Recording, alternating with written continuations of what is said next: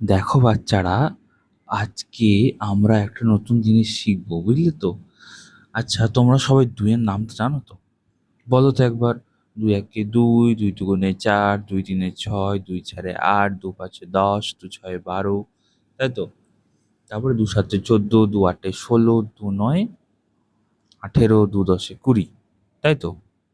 আচ্ছা, তাহলে একটা আমাকে কথা বলো। ধরো আমরা একটা জুতো কিনতে যাচ্ছি, হ্যাঁ? এবার আমরা কি একটা জুতো কিনতে যাই? যায় না তো। আমাদের কটা পা আছে? দুটো পা আছে, তাই তো? আমরা কি জুতো কিনতে চাই? আমরা একটা জুতো কিনতে চাই কি না, কি কিনতে চাই বলো? আমরা এক জোড়া জুতো কিনতে চাই, তাই না?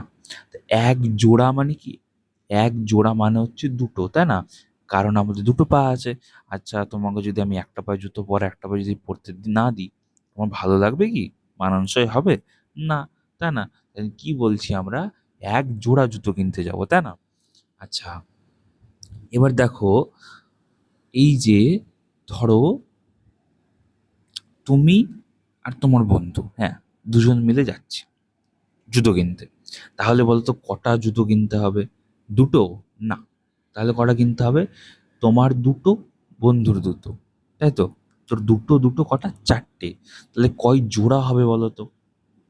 কত হবে? তোমার জন্য এক জোড়া, তার জন্য এক জোড়া। কত জোড়া হলো? দুই জোড়া। মানে কি বুঝতে পারলে বলো?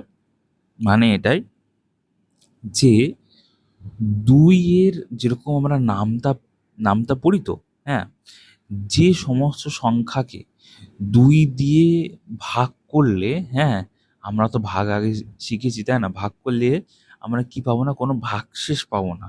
সেগুলো হচ্ছে জোড় সংখ্যা। হ্যাঁ, যেমন ধরো একটা আমি সংখ্যা বল, যেমন ধরো 8।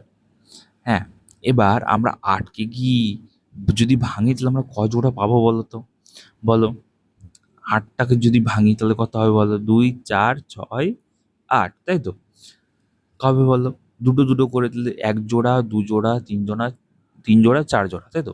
হচ্ছে? চার জোড়া হচ্ছে।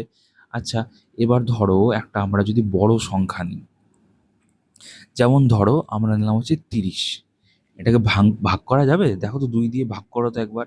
এই যে বসাও, হ্যাঁ, ভাগ করো। তাহলে কি? দুই একে দুই, হ্যাঁ, বা নামলো বিয়োগ করে নামলো এক, আর এখানে নামলো শূন্য, তাহলে দুপাশে 10, তাহলে কত? 15। 15 দিয়ে 30, তাই তো? আচ্ছা, এবার একটা কথা বলো, যে মোটামুটি তো আমরা বুঝলাম। এবার ধরো বড় কোনো একটা সংখ্যা আছে, ধরো আছে 232। আমরা কি করে বুঝবো এটা জোড় সংখ্যা কি জোড় সংখ্যা নয়? তাহলে দেখো, আমাদের যে কোনো সংখ্যার এককের ঘরে যদি আমাদের কি কি থাকে, শূন্য অথবা 2 অথবা 4 অথবা 6 অথবা 8, হ্যাঁ, এগুলো যদি থাকে তাহলে আমরা কি বুঝবো এটা হচ্ছে জোড় সংখ্যা। বুঝতে পেরেছো এইটুকুটা? আচ্ছা, মানে কি? এককের ঘরের অঙ্ক যদি 2 দ্বারা ভাগ করা যায় তাহলে কি হবে? সেটা হবে জোড় সংখ্যা, তাই তো? আচ্ছা, এবার ধরো আমরা নিলাম একটা সংখ্যা 3। 3কে কি আমরা 2 দিয়ে ভাগ করতে পারবো? এবার ভাগ করে দেখো তো কত হচ্ছে। 2 একে 2, তাই তো? ভাগশেষ কত থাকছে? এক। একটা বাড়তি থেকে যাচ্ছে। তো একে কি আমরা জোড়া বলতে পারি? পারি না, তাই না? তাহলে এগুলোকেই আমরা কি বলি? বিজোড় সংখ্যা। যেমন ধরো একটা সংখ্যা নিলাম আমরা 7। 7কে কি আমরা জোড় হিসাবে ভাঙতে পারবো? দেখো তো একবার করে। 2 একে 2, 2 দুয়ে 4, 2 তিনে 6, 6 আমরা পেলাম, মানে 3 জোড়া। আর একটা বাকি থেকে যাচ্ছে, একটাকে কি আমরা জোড় করতে পারবো? পারবো না, তাই না? তাহলে তাহলে কি, যে সমস্ত সংখ্যাকে বা এককের ঘরের অঙ্কগুলোকে আমরা 2 দিয়ে ভাগ করে ভাগশেষ শূন্য পাবো না, ভাগশেষ কিছু একটা অবশিষ্ট থেকে যাবে, হ্যাঁ, সেগুলোকে আমরা কি বলবো? বিজোড় সংখ্যা। বুঝতে পেরেছো? হ্যাঁ। আচ্ছা, এবার ধরো একটা বড় সংখ্যা বলো। বড় সংখ্যায় কি হতে হবে বলো?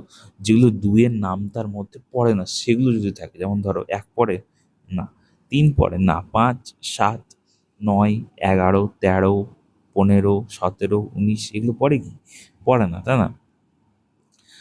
এই ধরনের সংখ্যাগুলো যদি থাকে 1, 3, 5, 7, 9, এগুলো যদি থাকে এককের ঘরে, সেগুলোকে আমরা কি বলবো? বিজোড় সংখ্যা।